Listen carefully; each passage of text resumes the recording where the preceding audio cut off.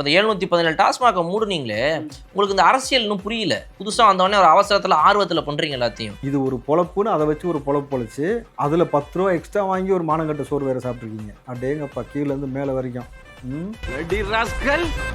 எல்லாத்துக்கும் ஒரு முடிவு எழுத போகிறோம். ஒரு வாரம் தான், ஒரு வாரம் 10 நாளில் வந்துடும் அறிக்கை. வெள்ளை அறிக்கை, வெள்ளை பேப்பரை தூக்கி ஒருத்தர் காமிச்சா தெரியுமா வளர்ந்துகிட்டவர். சாதாரணமாக வரலடா திமுக காரன், அம்மா வரலடா தாவேக்காரன், வெள்ளை அறிக்கையோட வந்திருக்கேன், வாமாப்பிள்ளைன்னு கூப்பிடுவோம்.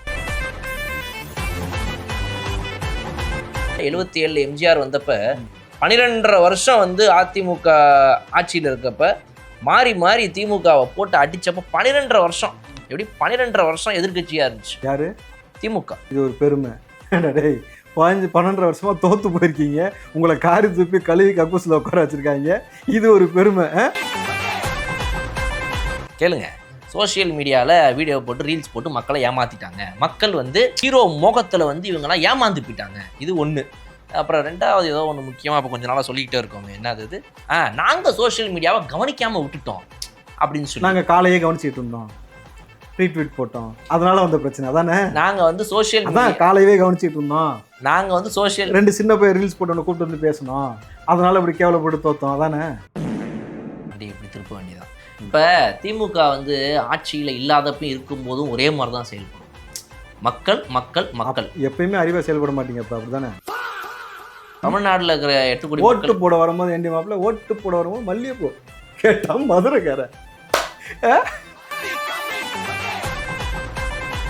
சொன்னார் பாருங்க. நம்மளுடைய எதிர்கட்சி தலைவர் LOP அவர் சொன்னார். அதாவது என்னன்னா, நானும் எதிர்கட்சி தலைவர் யாரு? LOP leader of opposition. பார்க்கலையா? லாலிபாப் நினைச்சிட்டாங்க. தப்பாகுதுண்ணா. ஆட்சி வந்து இப்போ நாங்கள் என்ன சொல்றோம் அப்படின்னா, அதாவது ஆட்சிக்கு வர்றது யாரு வேணா வரலாம். யாரு ஏன் கொப்பை வந்திருக்க வேண்டியதானப்பா? என்ன சிரிப்பு, நம்மட்டு சிரிப்பு அப்படியே ஓவரா இருக்கு. ஆட்சிக்கு வந்துட்டோம்னு ரொம்ப ஆடக்கூடாது. உங்க முதல்வரே சொல்லியிருக்கிறார், எல்லாம் இதுவாகணும், கட்டுக்கோப்பாக ஒரு ஆட்டம் பார்த்துடலாம். அதனாலதான் பாலால இன்னைக்கு இவ்வளவு சேஃப்டியா உட்காந்து இவ்வளவு நக்கல் பேச்சு பேசினாலாம் உருப்படியா உட்காந்துருக்கீங்க. தலைவர் சொன்னதுனாலதான். இல்லாட்டி நீங்க பேசின பேச்சுக்கு பொங்க வச்சிருப்பாங்க. சும்மா சீரியஸா எடுத்துக்கூடாது. எம்ஜிஆர் இன்னொருத்தர் பிறந்துதான் வரணும். One more MGR will never happen in Tamil Nadu எல்லாம் பேசிட்டோம். எஸ் அது நான் ஒத்துக்கிறேன். நீ ஒன் மோர் எம்ஜிஆர்ன்றதுலாம் அந்த சீனே கிடையாது. ஒன் அண்ட் ஒன்லி விஜய் தான். முதல்வர் விஜய் முதல் முறையாக முதலமைச்சராகி இறுதி வரை அவர் தான் முதலமைச்சர். சி ஜோசப் விஜய் எனும் நான்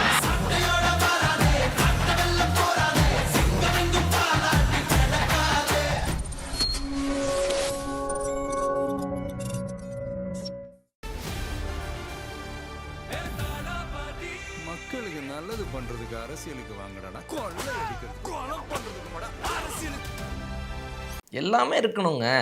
என்னது டாஸ்மாக் இருக்கணும். இப்போ இந்த 717 டாஸ்மாக மூடுனீங்களே, உங்களுக்கு இந்த அரசியல் இன்னும் புரியல. புதுசாக வந்தோடனே ஒரு அவசரத்தில், ஆர்வத்தில் பண்ணுறீங்க எல்லாத்தையும்.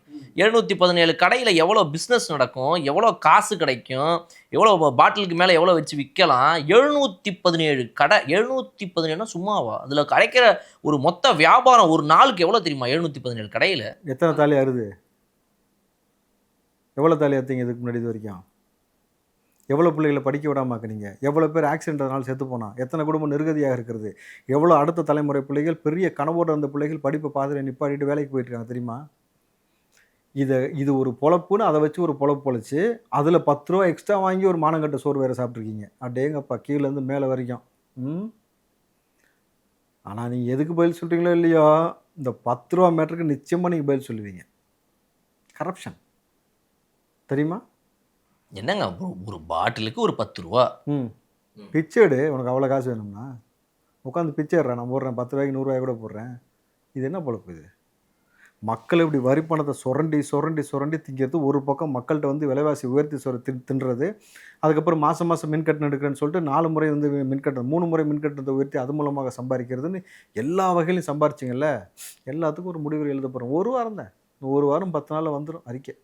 வெள்ளை அறிக்கை, வெள்ளை பேப்பரை தூக்கி ஒருத்தர் காமிச்சா தெரியுமா வளர்ந்துகிட்டவர். ஸ்மார்ட்டா சும்மா வரலடா திமுக காரன்ட்டு, சும்மா வரலடா தாவேக்காரன், வெள்ளை அறிக்கையோட வந்திருக்கேன், வாமாப்பிள்ளன்னு கூப்பிடுவோம், வந்து பதில் சொல்லுவீங்க. நாங்கள் காட்டின மாதிரி வெள்ளையாரிக்கு நீங்களும் காட்டுவீங்களா? A4 ஷீட் பேப்பர் சும்மா திருப்பி காட்டி ஜோக் அடிக்கிறது அந்த மாதிரி ஏதாவது? இல்லை, உங்களுக்கு புழல்லையோ நீங்கள் விருப்பப்பட்ட இடத்த சூஸ் பண்ணிக்கலாம். ஆப்ஷன் கொடுப்போம் நாங்களாம். அவ்வளோ நல்லவங்களா நீங்கள்? கொடுப்போம். புழல் வேணுமா, வேலூர் வேணுமா, இல்லை வீட்டிலே இருக்கியா? இல்லை வீட்டிலே இருக்கியா? வீட்டிலன்னா எப்படி? ஃபோட்டோவாவா? ஏங்க நான் மூணாவது ஒரு ஆப்ஷன் தரணும்ல. போன வாட்டியே சொன்னேன், இந்த கடைசியாக மூஞ்சி பார்க்குறேன் பார்த்துக்கன்னு சொல்லி ஸ்டாலின் போட்டோவை கலட்டினாங்க எல்லா அரசு அலுவலகத்தில் இருந்துன்னு அர்த்தம். ஏன்டா இப்படி சொல்கிறது மனுஷன்னு நான் சொன்னேன்னா, எந்த வாரத்துக்கு எந்த வார்த்தை நான் போடுறேன்ட்டு திரும்ப கோட்டைக்கு அந்த புகைப்படம் வராதுன்னு சொன்னா நடந்துச்சா? இல்லைங்க, வெற்றி தோல்வி இதெல்லாம் கண்டு அஞ்சினவன் வந்து அது திமுக வீரனுக்கு சகஜம். உங்களுக்கு என்ன? நான் திரும்ப வேற மாதிரி வரேன். அதாவது வெற்றியும் தோல்வியும் அரசியல் வாழ்க்கையில வந்து வரக்கூடியது தான். வெற்றி தோல்வியும் அதெல்லாம் திமுக ஒன்றும் இது ஒன்றும் புதுசு கிடையாது. அதாவது எம்ஜிஆர் வந்தப்ப 77 எம்ஜிஆர் வந்தப்ப 12.5 வருஷம் வந்து அதிமுக ஆட்சியில் இருக்கப்ப மாறி மாறி திமுகவை போட்டு அடிச்சப்ப 12.5 வருஷம் எப்படி 12.5 வருஷம் எதிர்கட்சியா இருந்துச்சு. யாரு? திமுக. இது ஒரு பெருமை. டேய் 12 வருஷமா தோத்து போயிருக்கீங்க, உங்களை காரி துப்பி கழுவி கக்கூசில் உட்கார வச்சிருக்காங்க, இது ஒரு பெருமை. ஏங்க நீங்க கொஞ்சம் பஞ்சா போட்டு எலிவேட் பண்ணிக்கிட்டு இருக்கிறேன், அதை போய் கெடுக்கிறீங்க. சொல்லுங்க. எங்க விட்டேன் 12.5 வருஷம் ஆல்ரெடி இருங்க. நீங்க வேற 12.5 வருஷம் வந்து எதிர்கட்சியா இருந்தோம், அதுக்கப்புறம் வந்தோம் பாருங்க திரும்ப. அதுதான் அந்த மாதிரி கம்பேக்லாம் கொடுக்கறது ஒன்றும் சாதாரண விஷயம் கிடையாது. திமுக மறைவுக்கு பிறகு அப்புறம் தான் தலையெடுக்க முடிஞ்சு. அது வரைக்கும் அதான் அப்படியே சொல்லிக்க வேண்டியதான் அப்படின்னு சொல்லலாம். நான் சொன்ன மாதிரி கொஞ்சம் மாசா சொல்ற மாதிரி ட்ரை எப்படி பண்ணி எதிர்கட்சியா உட்காந்து அடி இல்லைங்களா? சரி, இப்போ என்ன எப்படி பண்ண போறீங்க? இப்போ எல்லாரும் என்ன ஐடியா? ஜாலியா நம்ம பாட்டுக்கு மக்கள் பணியில இறங்க வேண்டியது. ஜாலியா இருந்ததானே உன் ஜோலியை முடிச்சாங்க. ஜாலியா இல்லைங்க, மறுபடியும் ஜாலியா ஜாலியா இல்லைங்க.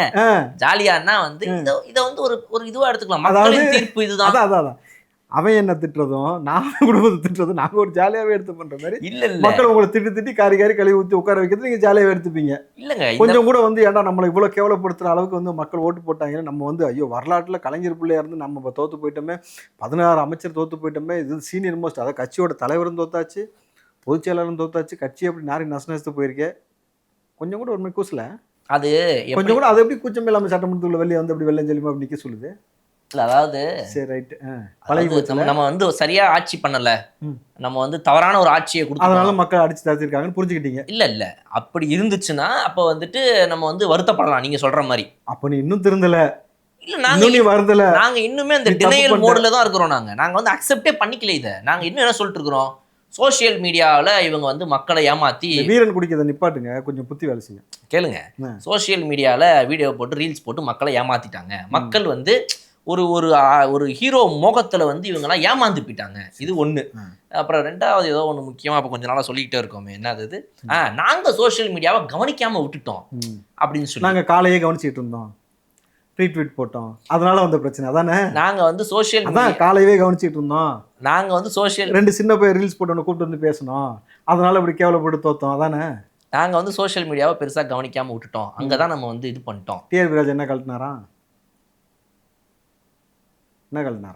அவர் வந்து இதெல்லாம் கடைசி தான், இதுதான் கடைசி, இதுக்கு மேல வாய்ப்பு இல்லை. கடைசி 6 மாசத்துலலாம் பார்த்தீங்கன்னா நல்லாவே வேலை செஞ்சாருங்க அவரு. எங்க மக்களுக்காக வந்து இந்த இது பஸ் எல்லாம் வந்து புது பஸ் எல்லாம் விட்டாரு. இந்த மாதிரி நிறைய விஷயங்கள்லாம் வந்து இது பண்ணாங்க. அதெல்லாம் இல்லைன்னு நம்ம சொல்ல முடியாது. அதாவது திமுக வந்து ஒரு சரியான அரசாங்கமா செயல்படலைன்னு யாருமே சொல்லலைங்க. விஜய் அவர்கள் வேணும்னு ஆசைப்பட்டு மோசமான அரசாங்கமா செயல்பட்டீங்கன்னு சொன்னாங்க.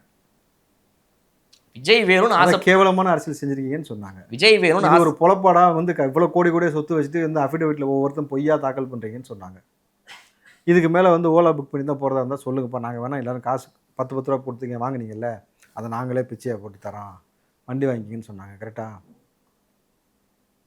இல்லை? பொதுவாக யாரெல்லாம் அஃபிடவிட்ல அப்படி காமிச்சிருக்காங்களோ அவங்கள சொல்கிறேன், யாரையும் தனிப்பட்ட முறையில் நமக்கு சொல்ல வேண்டிய அவசியம் இல்லை. வண்டி இப்படி திருப்ப வேண்டியதான்.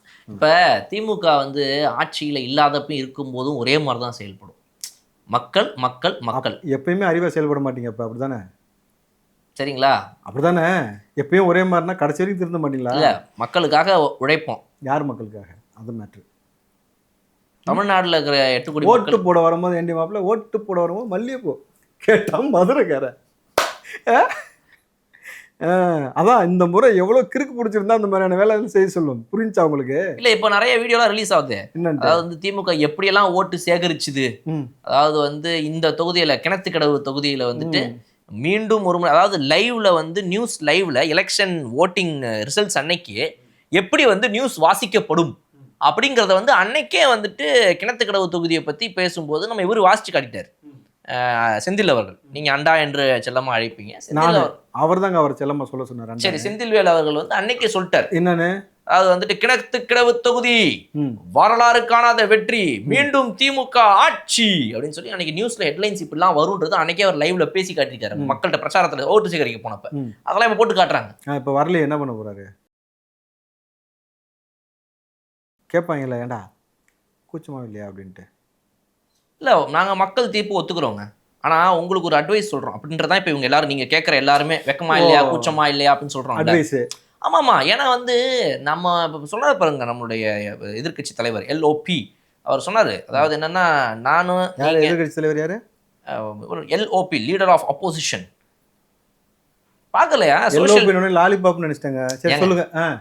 ஸோ இதெல்லாம் போடுறாங்களே என்னன்ட்டு எல்ஓபி அப்படின்னு போட்டு ஃபயர் விடுறாங்களே எல்லாருமே. கேட்கும்போது கொஞ்சம் அசிங்கமா கேக்குது எனக்கு. பிஜேபி ஒரு மாதிரி கண்ட்ராவி பிஜேபிங்கிறேன் கர்மம், பிஜிஎம் போட்டு பிஜேபி போட்டு பிஜிஎம் போட்டு எல்லாம் பண்றாங்க. பாஸ் தலைவர் இதுதான்டா ஒரு எதிர்க்கட்சி தலைவருடைய பேச்சு அப்படின்னு என்னன்னு போட்டாங்க, ஃபயர் விடுறாங்களே எல்லாரும். இல்ல என்னமோ சொன்னீங்க ஒரு மூணு எழுத்து. எல்ஓபி என்னது? எல்ஓபி சரி சொன்னீங்க, சொல்லுங்க. எல்ஓபி கேட்கவே கண்ட்ராவியா இருக்கு. லீடர் ஆஃப் அப்போசிஷன், எதிர்க்கட்சி தலைவர், நான் இப்படித்தான் செயல்படணும் அப்படின்னு மக்கள் ஃபயர் விடுறாங்க சோஷியல் மீடியால. ரைட்டுங்களா? ஆமா. ஏன்னா என்ன மாதிரி ஒரு பேச்சு பாத்தீங்களா? இப்ப பதிலே இல்ல, வீட்டுல போயிட்டு ட்விட்டர்ல ட்வீட் போடுறீங்க. உன்னை மதிக்கவே இல்லைன்னு அர்த்தம் அதுக்கு, புரிஞ்சா? அதான் அர்த்தம். மதிக்கலாம் ட்வீட்டே போடாம இருங்க.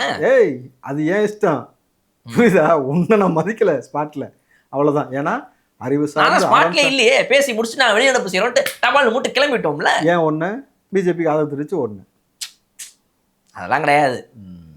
ஒரு வளரும் கட்சி, புதிதாக வந்துள்ள கட்சி, இவங்க வந்து நம்ம எதிர்ப்பு தெரிவிக்க கூடாதுப்பா. டைரக்டா இவங்களுக்கு நம்ம வந்து நோ சொல்லக்கூடாது. இன்டைரக்டா பின்னாடி போய் வேணா அதிமுகவோட கூட்டணி வச்சு எப்படியாவது ஒரு ஆட்சியை கொண்டு வரலாம்னு இன்டைரக்டா வேணா ஐடியா பண்ணலாம். டைரக்டா நம்ம நோ சொல்லக்கூடாது அப்படின்றது நம்ம தெளிவா இருக்கும். சரி, இந்த இன்பநிதி ஐயாவையும் முதலமைச்சர் ஆக்கிட்டு தான் சாவன்னு ஒருத்தர் சொன்னாரு. இருக்கானா செத்துட்டானா? இருக்கிறாரா? எதுக்கு? இன்பநிதி அவர்களை முதலமைச்சராக 2031 ஆக்குவதற்காக. என்ன சிரிப்பு, நமட்டு சிரிப்பு ஓவரா இருக்கு. ஆட்சிக்கு வந்துட்டோம்னு ரொம்ப ஆடக்கூடாது, உங்க முதல்வரே சொல்லியிருக்கிறாரு. எல்லாம் இதுவாகணும், கட்டுக்கோப்பாக ஒரு ஆட்டம் பாத்துறலாம். அதனாலதான் பாலால இன்னைக்கு இவ்வளவு சேஃப்டியா உட்காந்து இவ்வளவு நக்கல் பேச்சு பேசினாலாம் உருப்படியா உட்காந்துருக்கீங்க, தலைவர் சொன்னதுனாலதான். இல்லாட்டி நீங்க பேசின பேச்சுக்கு பொங்க வச்சிருப்பாங்க சும்மா.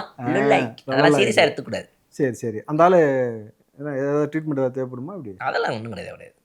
நீங்க தான் இதுவா இருக்கணும். இப்படி ஆட்சிக்கு வந்துட்டோன்றதுக்காக உடனே இதுவா பண்ணக்கூடாது. பண்ணுங்க, ஆட்சி பண்ணுங்க. வந்து ஜெயிக்கிறது தோக்குறது முக்கியமே கிடையாதுங்க. யார் வேணா ஜெயிக்கலாம். மக்கள் மனசை ஜெயிக்க முடியல உங்களால? அப்படி கூட இல்ல, கேவலமா இப்போ வரைக்கும் கழுவி ஊத்துறாங்க. இல்ல இப்ப ஓட்டு போடலாம் இல்ல, இப்போ வரைக்கும் கழுவி ஊத்துறாங்களே மக்கள். இருக்கட்டும்ங்க. முதல்ல வந்து இப்போ நீங்கள் ஸ்டேஜ் பை ஸ்டேஜாக வந்து அண்டர்ஸ்டாண்ட் பண்ணிக்கணும் எங்களை. நீங்கள் ரொம்ப காயப்படுத்திட்டே இருக்கீங்க, நல்லா புரிஞ்சுக்கோங்க. முதல்ல இவர் வரவே மாட்டாரு, இவர் வேஸ்ட். முதல்ல எங்க மீது அவதூறு பரப்புனீங்க, அதான் சொல்றேன். இவர் இது வந்து சும்மாங்க, இது ஏதோ ஒரு நடிகர் ஏதோ ஆட்சி கட்சி நடத்தி ஏதோ பண்ணிட்டு இருக்காரு ஜோக்கு அப்படின்னு ஃபர்ஸ்ட் சுத்திட்டே இருந்தோம். இப்போ கொஞ்சம் கூட்டம் வர ஆரம்பிச்சுது. கூட்டம் வருதுங்க, கூட்டம்லாம் ஓட்டா மாறுமா அப்படின்னும். அப்புறம் கூட்டம்லாம் ஓட்டா மாறுற மாதிரியும் இருக்கும் போல இருக்கேன்னு பார்த்தப்ப நாங்கள் ஒரு 2% வரும்னோம், அப்புறம் 5%, 10, 15, கடைசியில் நாங்களே எங்களுடைய இதெல்லாம் வச்சு 20% வரும் போல இருக்குது அப்படின்னு சொல்கிற ரேஞ்சுக்கு ஓரளவுக்கு வந்தோம். இந்த ஸ்டேஜில் அப்படியே படிப்படியாக இறங்கி வந்துட்டே இருக்கும்போது என்ன பண்ணோம், தமிழக மக்கள் வந்து அறிவார்ந்தவர்கள், அவங்களாம் இவங்களுக்கு ஓட்டு போட மாட்டாங்க. யாரும் அந்த ஜென்சி பசங்க தான் ஓட்டு போடுவாங்க, தற்குறிங்க அப்படின்னு. அவன் தமிழன் இல்லையா? ஏன்டா முட்டா போயிலுங்களா, அவன் தமிழன் இல்லையாடா? அவன் எங்களுக்கு ஓட்டு போடணும்ல, உங்களுக்கு ஓட்டு போட்டானா அவனை தற்குறின்னு தான் சொல்ல முடியும். எங்களுக்கு ஓட்டு போட்டா அவன் புத்திசாலின்னு சொல்லுவோம். இப்படி சொல்லி தான் நம்மளை கொண்டு போய் குறிக்க வச்சு அடிச்சிருக்கானுங்க. அப்பயும் தெரியல கேளுங்க. அப்படி இருந்தோமா, இப்ப கடைசியா எங்க வந்து நின்னுட்டோம் அப்படின்னா, என்ன இது இவ்வளவு நல்ல ஆட்சி கொடுத்துமே மக்கள் ஓட்டு போடாம போயிட்டாங்களே, சோசியல் மீடியால அப்ப மக்களை ஏமாத்திட்டாங்க போல இருக்கு அப்படின்னு போதையில இருந்திருக்கீங்க. நல்ல ஆட்சி கொடுத்தாராமே, கடைசி வரைக்கும் இந்த ரியாலிட்டியில கடைசி வரைக்கும் இந்த 200 ரூபாயை வச்சுக்கிட்டே பொழைக்கிறத விட்டுட்டு தன்மானத்தோடு இனிமேல் உழைச்சி பிழைக்கிறதுக்கான வழிவகையை தளபதி அவர்கள் செஞ்சு கொடுப்பாரு. அதற்கேற்ற போல சுய வாய்ப்பு உங்களுக்கு ஏற்படுத்தி கொடுக்கப்படும், வேலை வாய்ப்பு ஏற்படுத்தி கொடுக்கும், தற்சார்பு முறை வளர்க்கப்படும், தொழில் வளங்களை மேம்படுத்துவோம், எம்எஸ்எம்லாம் இனிமேல் நிறைய வளர்ந்து வரும். அதில் ஏதாவது ஒரு விஷயத்தை கற்றுக்கிட்டு பிழைக்க பாருங்கள். ஏன்னா இன்னமும் 200 ரூபா கிடைக்குன்னு நினைக்காங்க, இதுக்கு மேலே 200 ரூபா கிடைக்க போயிருக்காங்க வாய்ப்பு கிடையாது. 200 ரூபா கேட்டகரியே முடியும்.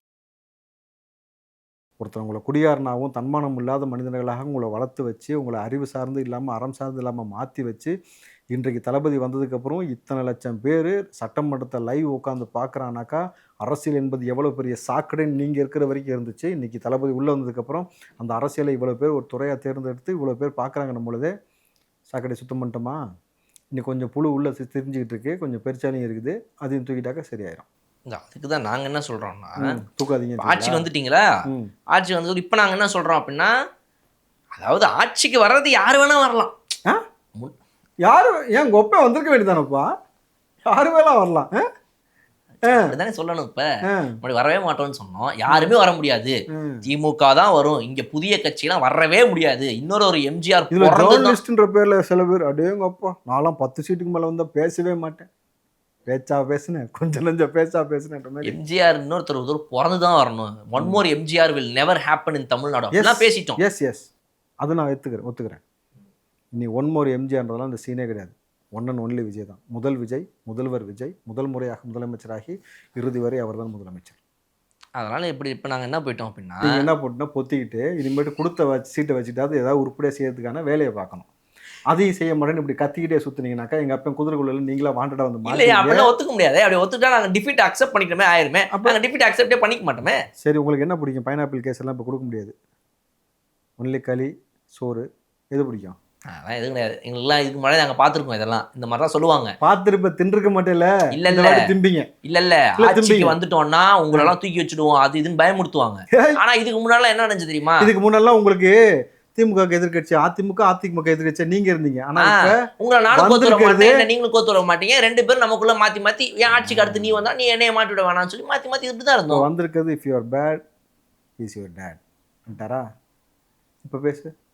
இப்போ அப்படிதான் இருக்கும். பேசு. உங்களையும் நாங்க ஓகே பண்ணி கரெக்ட் பண்ணி எங்களுடைய லிஸ்ட்டுக்குள்ள கொண்டு வந்து சேர்த்துருவோம். எங்களெல்லாம் நீங்க ஒண்ணுமே பண்ண முடியாது. ஏதாவது எங்களை டச் பண்ணீங்க அப்படின்னா நாங்க மேல போயிடுவோம். நாங்க மேலதான் போவீங்க. அந்த மேல இல்லைங்க, மேலதான் போவீங்க. பாஜக கிட்ட போயிருவோங்க. பாஜக தற்கொலை பண்ணிக்கிறது முடிவாயிருச்சு.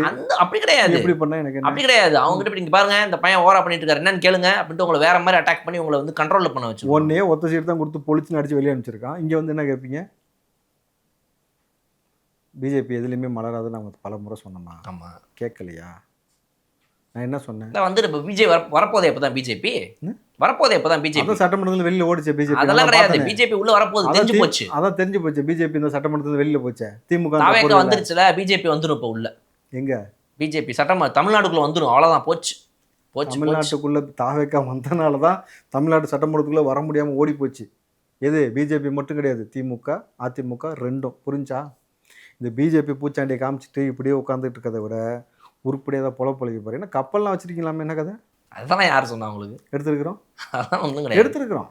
என்ன நீங்கள் கப்பலில் சும்மா எங்கேயாவது 500 ரூபாய்க்கு டிக்கெட் வாங்கிட்டு போயிட்டு இதுதான் கப்பல்னு பார்த்துட்டு வந்துருப்போம். அதுக்கு அந்த ஃபோட்டோ எடுத்து வச்சுருக்கீங்க. தான் இந்த சர்வதேச லெவலில் ஜாஃபர் சாதிக்னு ஒருத்தன் வந்து மெத்து கடத்தினான் ஆஸ்திரேலியாவுக்கு எல்லாத்துக்கும்.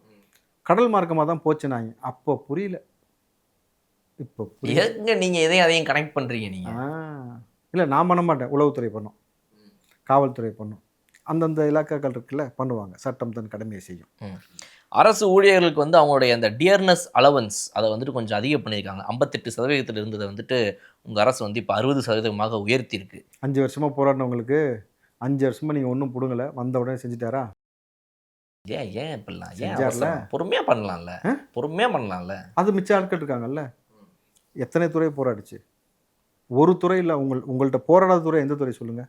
செத்து போன பணம் கூட போராடிச்சு தெரியுமா? உங்கள்கிட்ட 6 பணம் புதைச்சி வச்சுருந்ததை மண்ணோட அள்ளிட்டு போயிட்டாங்க, மண்ணை தேடும்போது. அப்படி இருக்கும் பொழுது இன்றைக்கு இந்த ஊழியர்களுக்கு கொடுத்துருக்கிறது, அடுத்து வந்து செவிலியர், மருத்துவர், ஒவ்வொரு துறையிலும் போராடக்கூடிய நபர்கள் இருக்காங்க, தூய்மை பணியாளர்கள் இருக்காங்க. எல்லாத்துக்கும் நல்லது நடக்கும். சொல்லாத நிறைய சர்ப்ரைஸ் நடக்கிறதுக்கு காத்துக்கிட்டு இருக்கு. கூடிய சீக்கிரம் அவர் எந்த ஊருக்கு களம் இறங்க போகிறாரு, நேரடியாக முதல் முறையாக விசிட் பண்ண போகிற ஊர் எந்த ஊர், அங்கே இருக்க உங்களுக்கு ட்விஸ்ட். சரி, டாஸ்மாகில் வந்து இந்த 717 கடையை மூணு ரைட்டு, 21 வயசுக்கு உட்பட்டவங்க வந்து வாங்கக்கூடாது, 18 வயசு சொன்னீங்க ரைட்டு. இது என்ன 21 வயசு ஆக்கி வச்சுருக்கீங்க? அதையும் வந்து அப்படி ஒருவேளை உங்களுக்கு பார்க்கும் நபர் மீது சந்தேகம் இருந்தால் அவங்களுடைய ஆதார் கார்டை கூட நீங்கள் கேட்டு வாங்கிக்கலாம்னு ஒரு அரசாங்கம் சொல்லுது. என்ன மாதிரி அரசாங்கம்? வருங்காலத்தில் பயோமெட்ரிக் வைக்கிறது கூட வரலாம். உன் கைரேகை வச்சதுக்கு பிறகு 24 மணி நேரத்துக்கு பிறகு தான் மறுபடியும் நீ வந்து சரக்கு வாங்கக்கூடும். அப்படியும் ஒரு சிஸ்டம் வரலாம். அவசியம் குடிகார பயலுங்களாக மாற்றி வச்ச சமூகத்தை, அந்த இளைஞர் சமுதாயத்தை மீண்டும் பல நிலைமைக்கு கொண்டு வர போகிறோம். ஏன்னா வீரத்தில் வந்து விலை போன நல்லா யோசிச்சு பாருங்கள். வீரத்தில் வந்து தமிழர்களை தான் சொல்லுவாங்க. மருத்துவத்துறையில், கலையில், சிற்பக்கலையில் எல்லாத்துக்கும் தமிழை வந்து பேர் போனால், முப்போகம் விளைஞ்சு விவசாயம் பண்ணவன் 75 கிலோ நெல் மூட்டையை அசால்ட்டாக தூக்குனவனை 5 கிலோ மூட்டையை தூக்கிறதுக்கு வக்கில்லாமையும் ஒரு புள்ள பெற்றுக்கிறதுக்கு முடியாத அளவுக்கு கொண்டு போய் ஒவ்வொருத்தனையும் ஹாஸ்பிட்டல் வாசலில் நிப்பாட்டி வச்சிருக்கிற அளவுக்கு செஞ்சுட்டு பிடிங்கிட்டாங்களாம் 70 வருஷமாக அவங்க. பிடிங்கிட்டோம்ல உங்கள்ட்ட இருந்து அதிகாரத்தை. இனி இளைஞர்களை நல்வழிப்படுத்துவதுதான் ஒரே வழி. பொறிக்கு போயெல்லாம் பொத்திக்கிட்டு இல்லாட்டி சிஎம் ஆப்ஷன் அவர்கள் கொடுப்போம். எந்த கையில் வலிக்கு விழுந்தா கொஞ்சம் நல்லா இருக்கும்ன்றது. சரி, சிஎம் அவர்கள் வந்து ஏதாவது ஒரு எதிர்க்கட்சியில் இருக்கக்கூடியவங்க பேசினா கூட வந்து அதை நோட் பண்ணுறாரு. எதுக்கு அதெல்லாம் பேசுகிறாங்க? எதிர்க்கட்சிக்காரங்கன்னா அவங்களுக்கு வேலை கிடையாது, எதையாவது பேசிட்டு போகிறாங்கன்னு சொல்லிட்டு நீங்கள் பாட்டு கிளம்ப வேண்டியதானே. பிரேமலதா விஜயகாந்த்லேருந்து சௌமியா அன்புமணி வரைக்கும் ஒவ்வொருத்தவங்க என்ன பேசுகிறாங்கன்றது ஒரு முதல்வருக்கு இதெல்லாம் வேலையா? உட்காந்து ஓகே நம்ம மீது இந்த கிரிட்டிசிசம் வைக்கிறாங்க, இந்த விஷயத்தை பண்ணுறாங்க, நோட் பண்ணுறீங்க. நோட் பண்ணி முடிச்சுட்டு அதுக்கப்புறம் வந்துட்டு உங்கள் மீது ஒரு குறை சொன்ன உடனே வந்து அது என்னது வில் ரீதிங்க் அப்படின்னாரு. மீண்டும் சிந்திக்கிறேன் அதை குறித்து அப்படின்னு சொல்லி முடிச்சுட்டு வீட்டுக்கு போன உடனே திரும்ப அதை ரைட் ஓகே நம்ம மீது ஏதோ சொல்கிறாங்க, இது வேணான்னா வேணாம், ரைட் ஓகே அப்படின்னு டபக்குன்னு வந்துட்டு வாபஸ் வாங்கி அந்த அந்த ஜோதிடராக இருக்கக்கூடிய ஒருத்தருக்கு வந்து கொடுத்த அந்த பதவியை வந்துட்டு தூக்கிடுறீங்க. என்னது இது? இப்படிதான் ஒரு அரசாங்கம் இயங்குமா? அடுத்தவங்க சொன்னால் டக்குன்னு மாற்றிடுவீங்களா? ஸ்ட்ராங்காக நிற்க வேணாம், அப்படி கெத்தா, ஸ்ட்ராங்கா கெத்தா. கெத்து படம் பார்த்தீங்களா? ஸ்ட்ராங்கா. சரி, ஒரு இது வரைக்கும் வரலாற்றில் ஒரு முதலமைச்சர் ஒரு விஷயத்த சொன்ன அடுத்த நிமிஷமே ஓகே என்ன விஷயத்தை அவங்க சொல்கிறாங்கன்றதை நோட் பண்ணும்போது தான் தெரிய வந்தது. ஒட்டு மொத்தமாக சேர்ந்து இவங்க வந்து அவர் செய்தி தொடர்பாளர், டிவிக்கேவோட செய்தி தொடர்பாளர் அவர். ஆனால் இவனுங்க என்ன மாதிரி ப்ரொமோட் பண்ணுறாங்க? ஜோதிடர் விஜய் அவர்களுக்கு, தளபதி அவர்களுக்கு ஜோசியத்து மேலே நம்பிக்கை இருக்குன்னு சொல்லி பொய்யான நரேட்டிவ் செட் பண்ணுறாங்க. மூட நம்பிக்கையில் வந்து நீங்கள் மூட நம்பிக்கைன்னு அப்படின்ற ஒரு பேரில் ஒரு பொய்யான விஷயத்தை விதைக்க முற்படுறாங்கன்னும் பொழுது அங்கே தான் ஒரு ஃபுல் ஸ்டாப் வச்சார். நீ இப்படியா வர இருந்தால் உடனே கிடையாது, முடிஞ்சு போச்சா? மூட நம்பிக்கைலாம் இது கிடையாது, ஒரு ஜோதிடர் கிடையாது. கொள்கை பரப்பு செயலாளர் அவர், கட்சியின் கொள்கை சொல்ல வேண்டியதானே. அவருக்கு வந்து பல துறையில் வந்து இருக்கு, அதில் ஜோதிடமும் அவர் பார்க்குறாரு, அவ்வளோதான். ஒவ்வொருத்தரும் ஒவ்வொரு இன்ட்ரெஸ்ட் எடுத்து பண்ணுவாங்க. ஆனால் நீங்கள் அதை ஜோசியம்னு சொல்லி கொண்டு வந்தீங்களடா, நான் உனக்கு முடிச்சு வரேன் முட்டுப்புள்ளி வச்சோம். ஆனால் ஸ்டாலின் அவர்கள் இப்போ என்னையே கேட்காம உங்களை கேட்காம 12 மணி நேரம் வேலையை அமல்படுத்துறதுக்கு முயற்சி எடுத்தா தெரியுமா? அப்போ வச்சாங்க தெரியுமா? ஆப்பு கலகலத்து போச்சுல. அப்போ அவருக்கு ஞாபகம் இருக்கா? நீங்கள் என்ன சுயலாபத்துக்கு கொண்டு போய் கார்பரேட்டுக்கு அடமானம் வச்சுட்டு காசு வாங்கிட்டு அதையும் நல்லா பால் ஊற்றி ஓட்ஸ்லாம் சாப்பிடலாம்னு நினச்சிங்கல்ல? இல்லை, உங்களுக்கு வந்து பர்சனலாக ஒருத்தரை வந்து பிடிச்சிருக்கு, உங்களுக்கு வந்து ஒரு நம்பிக்கை இருக்குது, ஒருத்தர் தேவைப்படுறாரு உங்களுக்கு அப்படின்னா உங்களுடைய பர்சனல் இதில் வச்சுக்கணும். நீங்கள் அவர் எதுக்கு நீங்கள் வந்து அரசாங்கத்துடைய இதில் கொண்டு வந்தீங்க அப்படின்ற ஒரு கேள்வி எழுந்துச்சுல, அது தவறு தானே நீங்கள் பண்ணது. ஒரு சிஎம் எனக்கு திருண்டா என்ன செய்யணும் மூடிட்டு போடான்னு சொல்லியிருக்கலாம்ல, அவர் சொல்லலை. ஆனால் நீங்கள் செட் பண்ணுற நரேட்டிவை புரிஞ்சுக்கிட்டாரு. ஜோசியத்தை ஆதரிக்கிறான்ற ஒரு நரேட்டிவ் செட் பண்ண பார்க்குறாங்க, எல்லா பேரையும் சேர்ந்து ரைட்டு முடிச்சிட்டா போயின்னு வச்சு விட்டாரா? இப்போ உட்காந்து கதறியா? இப்போ என்ன சொல்லி கதறிக்கிட்டு உட்காரு? அடுத்து முக்கியமான நடவடிக்கைகள் எடுத்திருக்கீங்க. நிறைய சில முக்கிய துறைகள்லாம் வந்துட்டு தலைகளை மாற்றிருக்கீங்க. இங்கேயும் அங்கே ஏற்கனவே நம்ம சொன்ன மாதிரி வந்து காவல்துறையாக இருக்கட்டும், அப்புறம் வந்து இன்டெலிஜென்ஸில் இருக்கட்டும், நிறைய இடங்களில் வந்து சில முக்கிய பணிமாற்றங்கள்லாம் நடக்குது. பொதுவாக வந்து ஜெயலலிதா அம்மையார் வந்து இந்த மாதிரி வந்தாங்கன்னா வந்த உடனே பணிமாற்றம் நடக்கும். அதாவது வந்து முக்கிய துறைகளில் முக்கிய பொறுப்புகளில் இருக்கிறவங்கலாம் வந்து இந்த கவர்மெண்ட்டுக்கு ஏற்ற மாதிரி நடந்தவங்களாம் போயிடுவாங்க. அந்த கவர்மெண்ட் வந்துச்சு அப்படின்னா அவங்கள மாற்றுவாங்க. அதே மாதிரி இது ஜஸ்ட் அனதர் சேஞ்ச் அப்படின்னு எடுத்துக்கலாமா, இல்லை இது என்ன மாதிரி மாற்றம்? இதுக்கு முன்னாடி இவங்க நம்ம கவர்மெண்ட்டில் வேலை செஞ்சாலா? இல்லை, ஃபஸ்ட் டைம் தானே. சரியான நபரை சரியான இடத்தில் ஒரு முதலமைச்சராக இருந்து அவர் போடுறாரு, அவ்வளோதான். அதுவும் வலிக்குது. நல்லது என்ன, நான் பொறுப்பு இல்லை, நிச்சயமாக நான் பொறுப்பு இல்லை. வேறு ஏதாவது ஈனோ ஜெலுசல் வேணால் வாங்கி தர சொல்கிறேன். ரைட், நாங்கள் இன்னொரு முறை திரும்ப நம்ம சந்திப்போம். அடிக்கடி நம்ம சந்திக்க போகிறோம். ஏன்னா இப்போ நீங்களும் வந்து இதாகிட்டீங்க, ஆளுங்கட்சிக்கு சம்மந்தமாக வந்து பேசுகிறீங்க. நாங்களும் இதுக்கு முன்னாடி ஆளுங்கட்சியாக இருந்த, ஒரு காலத்தில் ஆளுங்கட்சியாக இருந்தவங்க. அதுதான் இனிமேல் கடைசி வரைக்கும் சொல்லணும், தெரியுமா? அதே தான், ஒரு காலத்தில் நாங்கள் ஆளுங்கட்சியாக இருந்தாலும் கடைசி வரைக்கும் நீங்கள் சொல்லுவீங்க. நல்ல வேலைக்கு உங்கள் பிள்ளை அதே மாதிரி வராதுன்னு நான் நம்புகிறேன். வந்தாலும் இப்போ யார் திரும்ப சொல்லுவா? எங்கள் தாத்தா ஒரு காலத்தில் சிஎம் வந்தார் ஒருத்தர் சொல்லுவார், அவர் பிள்ளையும் சொல்லும், எங்கள் கொள்ளு தாத்தா ஒரு காலத்தில் சிஎம்மாக இருந்தார். அப்புறம் அது வழி அப்படியே தொடரும், அவ்வளோதான். எங்கள் ஆஃபீஸுக்கு நாங்கள் வந்து ஒரு சோஃபா செட் இறக்கலாம்னு முடிவு பண்ணியிருக்கோம். இறக்குங்க. நாங்களும் வந்து சோஃபா எங்களுக்கு புதுசாக வந்துருக்கு, சோஃபா வருதுன்னு சொல்லி சொன்னாங்க. இல்லை, உங்கள் ஆஃபீஸ்க்கு அவ்வளோ கூட்டம் வருதா என்ன? இல்லைங்க, அவங்க ஜெயிச்சிருக்காங்க, அதிகாரத்துக்கு வந்திருக்கிறாங்க, அதுக்கப்புறம் நிறையா ஆஃபீஸ் எக்ஸ்டெண்ட் பண்ணுறாங்க, அந்த இடத்துல சோஃபா போகுது. ஒரு ஆள் வந்து ஒரு கட்சியை விட்டுட்டு அவங்களுக்குள்ளேயே வந்து இபிஎஸ் வேணான்னு சொல்லிட்டு அவங்க அலுவலகத்தில் நிறைய பேர் சந்திக்க வராங்கன்னு வாங்குறாங்க. உங்களுக்கு யார் வேறு வாங்க போகிறீங்க? எங்களையும் பார்க்க வருவாங்களா 10 பேர்? 200 கொடுத்து நிப்பாட்டிடுவாங்க, இல்லை எப்படி வருவாங்க? இப்போ தான் நிறைய பேர் வருவாங்க, இன்னும் தேடி தேடி தேடி தேடி வந்து இந்த மாதிரி நீங்கள் வரணும் திரும்ப அப்படின்னு தெரிஞ்சல சொல்லுவாங்க. வருவோம். மீண்டும் சந்திப்போம். இன்னொரு நேர்காணல் மறுபடியும் வந்து ஒரு அரசியலில் வந்து தாவேக்கா இன்னும் நல்லா செயல்படணும், சிறப்பாக செயல்படணும் அப்படின்ற வாழ்த்துக்களோட. ஏன்னா வந்து நாங்கள் தான் எப்படியும் சீனியர். ஏற்கனவே எதிர்க்கட்சி தலைவர்கள் சொன்னது போல் வந்து அரசியலில் வந்து திமுக தான் சீனியர். அதனால் அந்த அறிவுரைகள் திமுக கொடுத்துட்டே இருக்கும். அதை வாங்கி அந்த அறிவுரைகள் எடுத்து செஞ்சிங்கன்னா இன்னும் சூப்பராக உங்கள் கட்சி நல்லா வளரும். ஆனால் உங்களுக்கும் உங்கள் அப்பாவுக்கும் சேர்த்து நாங்கள் தான் முதலமைச்சர். ஸோ அதையும் நீங்கள் தெரிஞ்சுக்கிட்டு அதுக்கேற்ற மாதிரி பேசணும். நன்றி.